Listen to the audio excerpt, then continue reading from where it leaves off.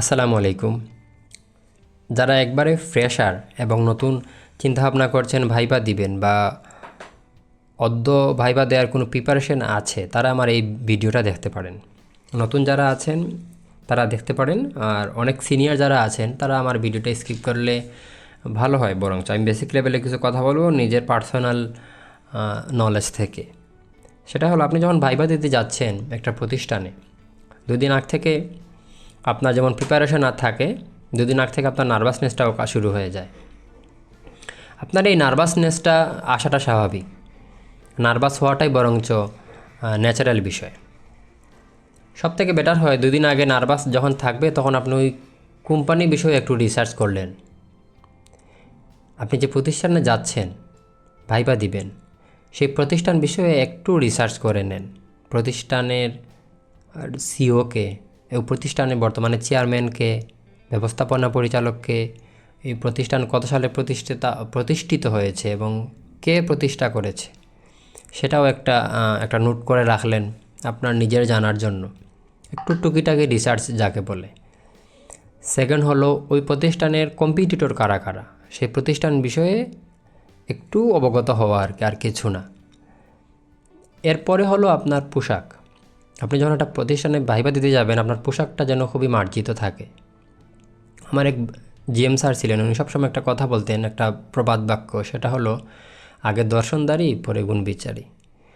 আপনার দর্শন যাতে ভালো হয়, পোশাক যাতে মার্জিত হয়। ভাইবা বোর্ডে যখন আপনি যাবেন তখন প্রথম 5-7 সেকেন্ডই আপনাকে ওনারা জাজমেন্ট করে ফেলবে। ডোর যখন ওপেন করবেন এর থেকে আপনার কাউন্টডাউন শুরু হয়ে যাবে। এই 7-8 সেকেন্ডের ভিতরে আপনাকে ওনারা একটা মার্কিং করে ফেলবে। এজন্য আগে দর্শনটা খুবই জরুরি। মার্জিত পোশাক পরুন। ছেলেদের জন্য সাদা শার্ট বা স্কাই ব্লু শার্ট, নর্মাল কোনো লাইট কালারের পোশাক পরতে পারেন। বেল্টের কালার এবং শুয়ের কালার যাতে একই থাকে। মেয়েরা হলে নর্মাল সালোয়ার কামিজ পরতে পারেন। যদি আপনি হিজাব করেন সেটাও করতে পারেন, এবং যদি বুরকা পরেন সেটাও করতে পারেন। কড়া পারফিউম যাতে আপনি ইউজ না করেন, কারণ অতিরিক্ত কড়া পারফিউম যদি আপনি ব্যবহার করেন তাহলে ভাইবা বোর্ডে ওনাদের বিরক্ত লাগবে এই বিষয়টা, কারণ অতিরিক্ত কড়া পারফিউম সবারই বিরক্ত লাগে। এবং আরেকটা বিষয়, আপনি যখন ভাইবা বোর্ডে যাচ্ছেন চেষ্টা করবেন রিল্যাক্স মুডে থাকার। যখন যাবেন ওই প্রতিষ্ঠানে গিয়ে একটু ওয়াশরুমে একটু ফ্রেশ হয়ে যাবেন, চেষ্টা করবেন একটু ফ্রেশ হওয়ার, মুখে একটু পানি দেওয়ার। ভাইবার ঢোকার আগে 3-4 মিনিট আগে আধা গ্লাস পানি যদি খাইতে পারেন খুবই ভালো। লম্বা যদি খুবই নার্ভাসনেস লাগে তাহলে দীর্ঘ শ্বাস নিতে পারেন, লম্বা শ্বাস নিতে পারেন। লম্বা নিঃশ্বাস নিলে ব্রেইন অক্সিজেন পাবে। আরেকটা বিষয় হলো, আপনি যখন ভাইবা দিতে যাবেন সেটা হলো যেখানে বসবেন ওয়েটিং রুমে, সেখানে যেন অযাচিত কোনো কথা অন্যের সাথে বা ওই প্রতিষ্ঠানে যারা আছে, রিসেপশনিস্ট আছে, ওদের সাথে যেন আপনি না বলেন। সেটা খুবই কিন্তু দৃষ্টিকটু। আপনি আমি অনেক ভাইবা দিতে গেছি, ওয়েটিং রুমে অনেক কয়জন একসাথে হয়ে গেছে, এখন আড্ডা জমে গেছে, এরকম হয়ে যায়। এইটা আপনি একটু এড়িয়ে চলার চেষ্টা করবেন। ভাইবার রুমে যখন আপনি থাকবেন তখন অনেক প্রশ্ন আপনাকে, যারা ফ্রেশার আছে তাদের ম্যাক্সিমাম কিন্তু সিবি বিষয়ে প্রশ্ন করা হয়। সিবি থেকেই কিন্তু আপনাকে প্রশ্ন করা হবে, আপনি সিবিতে কী লিখেছেন, কী স্কিল আপনার আছে সেটা। তাই চেষ্টা করবেন সিবিতে অযাচিত কিছু যাতে না লেখেন, কারণ সিবি থেকেই আপনাকে প্রশ্ন করা হবে ম্যাক্সিমাম। আর আপনার যে সাবজেক্ট থাকবে সেই সাবজেক্টে আপনি কোন জেলার বাসিন্দা অথবা আপনি কোথায় পড়াশোনা করেছেন সেখান থেকে আপনার প্রশ্ন আসতে পারে। ভাইবা বোর্ডে গেলেন যে নট অনলি দ্যাট আপনার জাস্ট ওই কোম্পানি রিলেটেড প্রশ্ন করবে এমন না।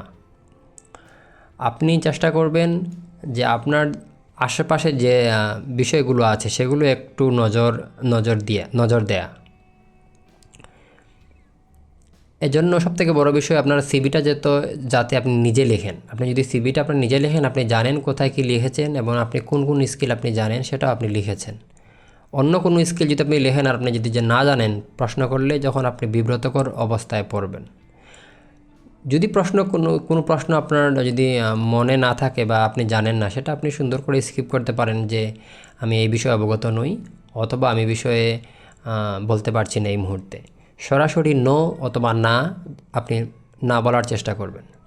নো, সরাসরি নো কিংবা না হলে ভাইবা বোর্ডে যারা আছে তাদের কাছে নেগেটিভ একটা বার্তা যাবে। এজন্য আর আপনার সবসময় একটা পজিটিভ অ্যাটিটিউড, পজিটিভ মনোভাব ধরে রাখবেন। ফেস টু ফেস কথা বলবেন, আই টু আই কথা বলবেন, আই কন্ট্যাক্টে কথা বলবেন। কথা বলার সময় যাতে আপনার চোখ এদিক সেদিক না হয়। আপনি দেখা গেল কথা বলছেন ওনাদের সাথে আর আপনি উপরের দিকে তাকাই আছেন, এই বিষয়টা যাতে আপনার না হয়।